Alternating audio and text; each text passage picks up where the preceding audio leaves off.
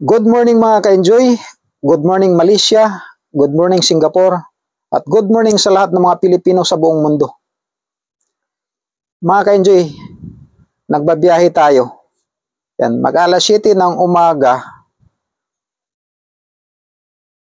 dito sa Johor Bahru. Yan, palabas pa lang yung araw. Dahil late dito lalabas ang araw. Halos 1 oras ang pagitan sa Pilipinas. Pero parehas lang yung time zone natin. Ang Malaysia at saka Pilipinas, parehas ang time zone natin. Kaya lang, mas nasa kanluran siya. Kaya huli lalabas ang araw dito. Sisikat ang araw dito mga alas 7 ng umaga. Ngayon mga ka-enjoy, ang biyahe na ito mula Kuala Lumpur kami kaninang alas 2 na madaling araw. At ngayon nandito na tayo sa Johor Bahru. Malapit na tayo sa sentro ng Johor Bahru. Mag-alas 7 ng umaga. Ibig sabihin nasa mga almost 5 hours na yung travel natin mula Kuala Lumpur. At tatawid tayo maya-maya sa Singapore. Kasi ang pakay natin talaga sa araw na ito, ang Singapore. Pero ngayon, ang pag-usapan natin, hindi ang Singapore, hindi ang Malaysia. Ang pag-usapan natin, ang Israel. Bakit Israel? Dahil si Israel ang unang kaguluhan sa mundo. Ang pinakaunang kaguluhan sa mundo. At kay Israel din ang kahuli-hulihang kaguluhan sa mundo. Yan po ang nakasulat sa Biblia. At dahil tayo'y mga Kristiyano, tayong mga Pilipino, tinaguri ang mga Kristiyano, kailangan natin subaybayan itong Israel dahil dito tayo naniwala kay Jesus Christ. Kung naniwala ka kay Jesus Christ, kailangan subaybayan mo ang pangyayari sa Israel kasi sa Israel mag-umpisa at magtatapos sa Israel. Nakasulat sa Biblia.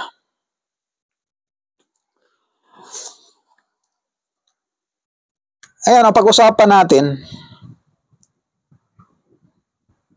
yung mga nakasulat sa Biblia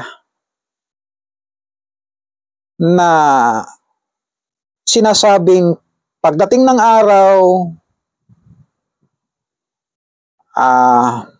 magpatayan ang mga tao, kapatid sa kapatid,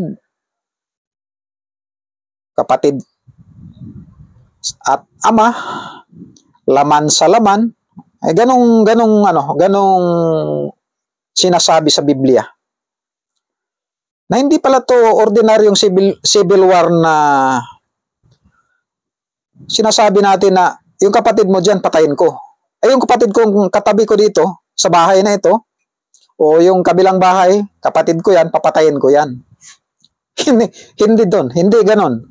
Hindi lang pinag-usapan sa Biblia kasi mga ano yan mga propesiya yan Hindi yan tinatawag dyan na dahil sinasabi ng Biblia, kapatid sa kapatid, laman sa laman, ama kalaban sa anak.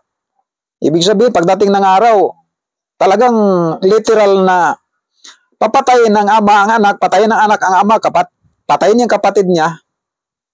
Hindi po ganon. Di ba? Maraming nakasulat sa Biblia na parang iniisip natin, parang hindi yata maganda pakinggan at hindi yata tama.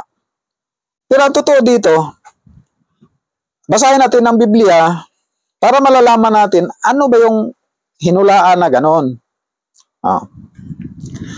Ngayon, hanapin natin, o lahat naman siguro sa atin nakaalam kung sino si Israel. Sa Biblia, si Abraham ang pinili ng Diyos At ang anak niya, si Isaac. Ang anak ni Isaac, si Jacob. Yun ang tatlong taong ipinagtipan ng Diyos o binigyan ng kasunduan ng Diyos. Yung tatlong tao na yan. Una kay Abraham, pangalawa kay Isaac, at pangatlo kay Jacob. Pero hindi lang yan, yung tatlong tao ang involved dito. Dahil si Abraham, maraming anak. Si Isaac, maraming kapatid.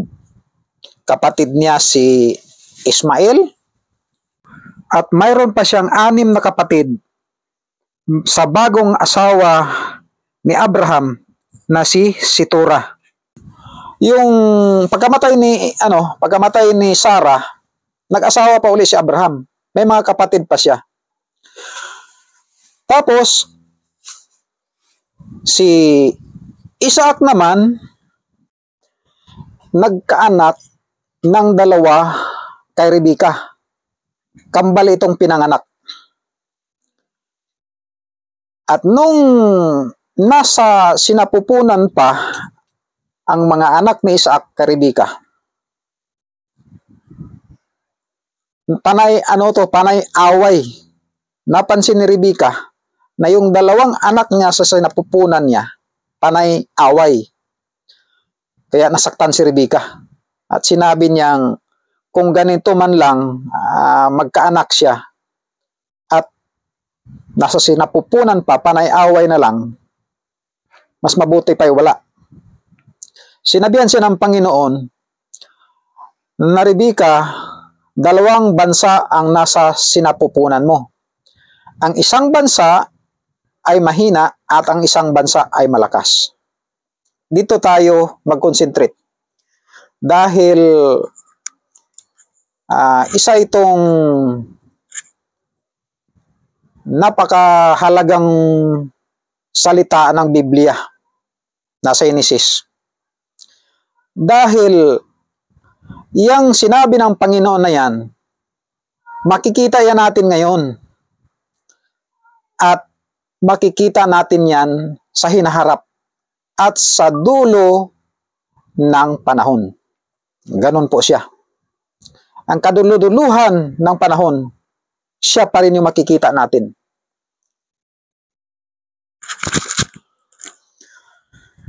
Ngayon, ipinanganak ni Rebecca ang 2 anak, ang kambal niyang si Esau at si Jacob. At paborito ni Isaac si Esau dahil mahilig mangaso. Paborito naman ni Rebecca si Jacob dahil matulungin sa bahay, mahilig magluto, mahilig mag-alaga ng bahay. Lumaki ang 2 at nung lumaki na sila, matanda na si Isaac. Dito na nagkaroon ng problema. Dahil si Isaac gusto niyang basbasan si Esau. Ang gusto naman ni Rebecca ang mabasbasan si Jacob. Dahil matanda na si Isaac, hindi na makakita. Aninag na lang. Hindi na niya kabisado kung sino yung lalapit sa kanya. At inutusan niya si Esau na manghuli ng usa at magluto at kakain siya para mabasbasan niya si Esau. Narinig ito ni Rebecca. At sinabi niya sa anak niya na si Jacob na kumuha ng kambing, 2 kambing, tapos kakatayin, lulutuin ni Rebecca at ibigay ni Jacob sa kanyang ama para siya ang mabasbasan. Ibig sabihin, nagkaroon ng dayaan. Nangyari na nga kasi matagal naman yung maghanap si Esau ng usa, nagawa nila Rebecca at Jacob ang gusto nilang mangyari. At dahil makinis ang balat ni Jacob, yung balat ng kambing na kinatay nila, binalot ito sa mga kamay niya at sa liig. At pinakain ni Jacob ang kanyang ama at pinalapit siya. Dahil napansin ni Jacob, ni Isaac, na kakaiba yung boses. Nung nahipo niya ang kamay at ang liig na mabalahibo, sinasabi na nga niya na si Esau yung lumapit sa kanya. Binasbasan niya ito. Pagkatapos na nabasbasan, maya-maya lang, dumating na si Esau, nagluto, at tinawag ang kanyang ama. Papakainin na niya. At nagtatanong ng ama, sino ba yung nabasbasan ko? Di alam na ni Esau na ang kapatid niya. At dito na nagumpisa yung alitan ng dalawang kambal. Ang ginawa ni Rebecca sa kay Jacob, pinalayas niya yung anak niya, pinapunta niya sa kapatid niyang si Laban, doon sa lugar ng Syria, kung saan sila nakatira. At doon pinag-asawa. Nagserbisyo si Jacob ng 7 taon kasi gusto niyang maasawa si Raquel. Kaya lang hindi pala pwedeng maasawa si Raquel, dapat mauna si Leah. Dinagdagan ni Laban ng 7 taon ang serbisyo ni Jacob, naging 14 taon para mapangasawa niya si Raquel. Kaya 14 taon siyang nagserbisyo sa bahay ni Laban na kanyang tiyuhin para maasawa niya si Raquel. At naging 2 yung kanyang asawa. At nagserbisyo din siya ng 6 na taon para sa kanyang parti sa pag-aari sa kanyang tiyuhin na si Laban. 6 na taon para sa kanyang parang mana, parang ganun. Para makuha niya yung parti sa serbisyo niya sa kanyang tiyuhin at biyanan na si Laban. Ibig sabihin, 20 years siyang nagserbisyo sa kanyang biyanan. Ngayon, dumating na yung araw na kailangan niya niyang bumalik sa lugar ng Kanaan. Dahil nga itong Kanaan ang binigay ng Diyos na lugar para sa kanyang mga tao. At bumalik na siya doon sa mga kabundukan na pinagdaanan niya nung pumunta siya ng Syria. At doon siya nagtayo ng mga tulda hanggang sa naabutan siya ng biyanan niya dahil di siya nagpaalam na aalis na siya at kasama niyang mga asawa at mga anak. Nagkaanak na pala siya ng panahon na ito, nasa 10 na yata yung anak niya. Kasi ang 2 anak niyang si Joseph at sa Benjamin, nung matanda na si Isaac, nung matanda na si Jacob, bago ito, naanak itong 2 bunso niya kay Raquel. Dahil yan si Raquel ay baog din. Pero nagkaroon din ng grasya sa Panginoon, nagkaanak din siya kay Raquel. Na yun si Benjamin at si Jose. Yung naging pinuno ng Ehipto. Yun. Babalik na tayo yung magpanagpo na yung magkakapatid. Ang akala ni Jacob na ang galit ni Esau talagang matindi pa. Na inisip niyang pagdating niya sa Kanaan, talagang saktan siya at ang kanyang asawa at mga anak. Ayun pala, sa haba-haba ng panahon, umabot ng 20 years, ayun, napatawad na pala siya ng kapatid niyang si Esau. At nanirahan sila na matiwasay si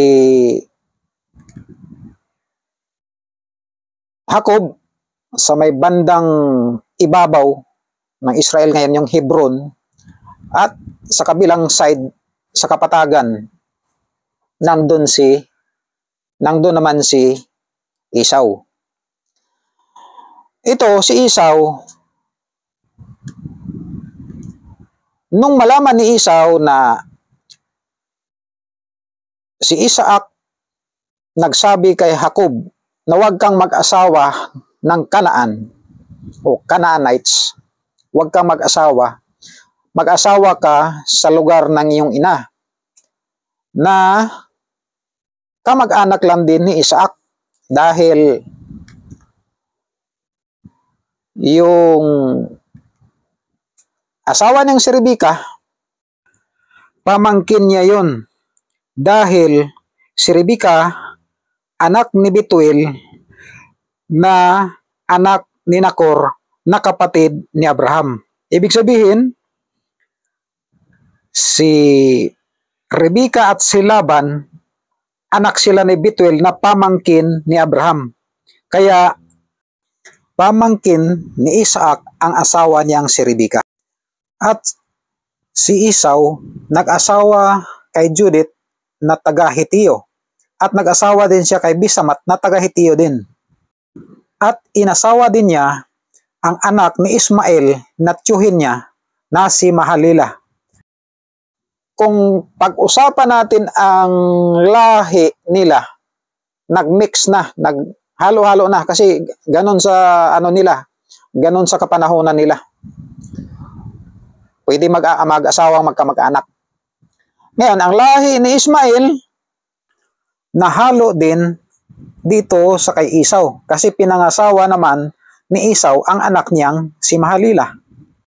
Noong si Jacob napunta ng Ehipto dahil kinuha ng anak niyang si Joseph, ang mga lahi ni Esau naghahari. 12 ang mga anak ni Esau na naghahari sa lugar niyan, yung Kanaan, mga lugar na yan. 12 anak niya ang nagsalinlahi na naging hari sa mga lugar na yan. 400 years na nangdoon ang lahi ni Israel, na si Jacob, ang lahi niya sa Ehipto. 400 years na ang lahi ni Esau lumago dito sa lugar ng Kanaan. Kaya nung bumalik ang mga Israelita na kinuha ni Moses o nilabas ni Moses mula Ehipto pabalik ng Kanaan, hindi mo masabi na ang mga tao na nandun, yung mga lugar na ginira nila, dahil maraming tao doon eh. Isa doon yung Jericho, yung kaharian ng Jericho na inikutan ni Joshua at ni Caleb. Inikutan nila ng 1 linggo na nagtotrumpita, nagkumakanta lang sila at gumuho ang pader. Hanggang ngayon, nandyan pa yung, buhay pa yung bansang Jericho, ay yung syudad ng Jericho. Ibig sabihin, pwede ang mga tao dyan ang mga lahi ni Esau. Kasi si Esau hindi naman masyadong lumayo sa lugar na yan. Dahil ang lumayo ang mga anak ni Ismael. Ang lumayo, yung mga bandang papunta na ng Saudi Arabia, doon nagsipuntahan yung mga anak ni Ismael. Ibig sabihin, yung bandang Jordan, the Valley of Jordan, kasama ng Jericho, pwede ang mga anak ni Esau. Kasi 400 years nagsalinlahi ang mga anak ni Esau sa lugar na yan. Ibig sabihin, nung pagbalik ng mga Israelita, dahil Israel may tawag sa kanila, dahil anak sila ni Jacob na tinatawag ng Israel, ang naging kalaban din nila, pwede ang mga anak lang din ni Esau na tinatawag naman na Edom. Dahil Edom ang tinawag kay Esau. Si Jacob tinawag na Israel at si Esau naman tinatawag na Edom. Dahil hindi naman to pinabayaan ng Panginoon, dahil siya nga ang panganay, hinadaya lang to. At binasbasan naman din to ni Isaac. Yun. Naunang naghahari ang mga angkan, ang mga lahi, ang salinlahi ni Esau kaysa mga anak ni Israel. Ang pinakaunang hari sa anak ni Israel ay si Saul, Sumunod si David at si Solomon at yung mga anak ni Solomon na naghiwalay sa Israel. Ayun, ganun ang kwento. Kaya yung kaganapan ngayon ng giyera ng Israel at Palestino o Pilistyo nung araw, yung Gaza Strip, yung tinatawag nila na West Bank, at saka yung mismong lugar ng Israel ngayon, marami pa rin dyan na mga Palestino na hindi umalis. Kahit nung itinayo na ang State of Israel noong May 14, 1948, yung mga Palestino na nandyan, ayaw nilang umalis. Dahil nga, nandyan naman sila nung araw. Hindi mo naman pwedeng sabihin na yung mga tao dyan, naligaw lang din. Dahil kung ang Israel naghahanap ng kanilang lupa, yung mga Palestino dyan, hinahanap din nila yung sariling lupa nila. Dahil sabay-sabay naman yan silang pinalayas ng mga Romano noong 77 AD. Talagang winipe out sila dyan. Yung iba dyan, tumabi lang, nung wala na yung mga Romano, bumalik. Yun ang ginawa ng ibang mga Palestino at mga Israelita sa lugar na yan. Kaya nung bumalik ang mga Israeli noong 1948. Tinayo nila yung Jewish state. Yung iba, ayaw umalis. Ang inisip ng mundo noon na ibalik sa mga Jewish people o yung mga Israeli, ibalik sa kanila yung lupa na sa kanila, hindi naisip ng ibang mga tao sa buong mundo dahil pinagbutuhan to ng United Nations na ibalik ang Jewish state dyan sa lugar ng Israel. Makapagtayo ng sariling bansa ang Israel. Pinagbutuhan to ng United Nations. Maraming bansa ang bumuto. Hindi naman pwedeng palayasin mo yung mga taong nandyan dahil nung pagpunta pa lang ni Abraham dyan, yung mga tao na yan, nandyan na rin yan. Kaya nga lang, ang usapan dito, binigay ng Diyos kay Abraham. Ang lupa na yan, mula sa ilog ng Ehipto hanggang sa ilog ng Euphrates. O gaano kalawak yan. Sakop dyan ang Syria, ang buong Arab area, at ang Ehipto.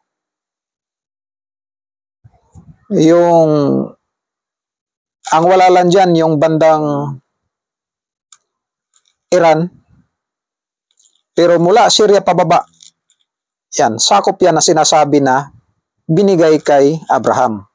Yun ang kiniklim ng mga Israelita na maging lupa o binigay ng Diyos sa kanila. Pero nung pagpunta ni Abraham dyan, mayroon ng mga taong nakatira. Hindi naman yan talagang empty. Binigay ng Diyos dyan dahil empty yung lupa na yan. Marami na nakatira dyan. Marami ng mga bayan. Marami ng yung Palestino, yung mga Pilistyo, sa mga katauhan ni Abimelech, yung haring Abimelech, nandyan na yun.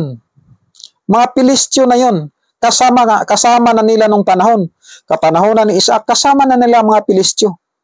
Kaya hindi talaga pwede na ibigay ang lupain na yan, ibigay lahat sa mga Israelita. Dahil yung mga tao dyan, mga kamag-anak lang din nila. mga lahi ni Ismael, mga lahi ni Esau. Ayun ang mga laman sa lugar na yan. May nangahalo naman yan, mga original talaga mga Pilisteo. Pero nahaluan na rin yan sa mga kapatid ni Israel na si Esau at kapatid ni Isaac na si Ismael. At yung 4 pang anak ni Abraham, nandyan lang din sila. Mga kamag-anakan lang nila yan. Ngayon, ang ugat ng kaguluhan sa lugar na yan, at sa hinaharap pa, at sa dulo ng panahon, ang ugat ng malaking kaguluhan dyan, yung parang kung sino ba talaga ang maging tao ng Diyos. Kasi kanya-kanya silang angkin na sila din. O, ganun ang nangyari. Ngayon, makita natin paano natin malaman kung sino ba talaga itong mga totoong pinili na sila ang tinatawag na tao ng Diyos. Umpisa natin kay Sarah. Si Sarah, baog. 90 years old nanganak kay Isaac. Si Isaac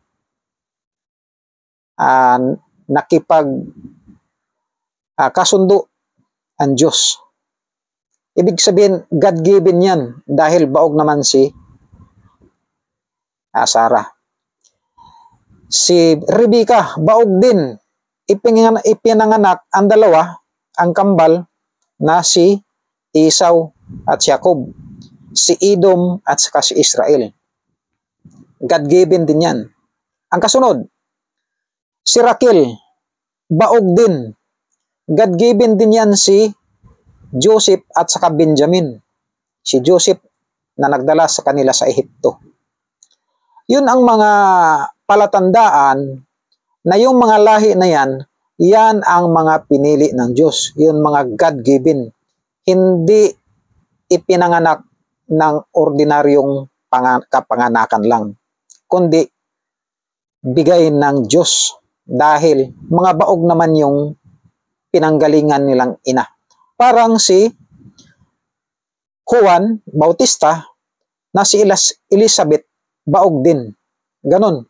Yung mga pinadala ng Diyos sa mundo na hindi naman talaga ordinaryong pinanganak lang ng binhi ng lalaki at babae. Ganon po. Yan ang pinaka-importanting malalaman natin. At sinasabi natin na ang magkapatid na mag-away-away sa kauli-hulihang panahon, totoo yan. Kapatid sa kapatid, laman sa laman, ama sa anak, anak sa ama. Dahil nga po, yung lugar na yan, mga lahi lang nila yan.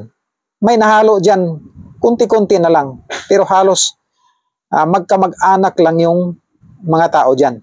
At ang totoo naman talaga, lahat ng tao sa mundo, kung basihan natin, kamag-anak. Pero mas malapit-lapit po sila. Yun. Okay, hanggang dito na muna tayo. At maraming salamat po sa pagpanood sa video na ito. Sana makapagbigay kaming paliwanag sa mga pangyayari noon sa history at malaman din natin yung pangyayari pagdating ng araw na makita natin sa Biblia. Hindi natin makita sa history. Pero kailangan din natin ng history dahil malaki yung pakinabang niya sa pagkonekta ng mga pangyayari. Maraming salamat po at salamat sa inyong pagsuporta sa aming channel. God bless and more power.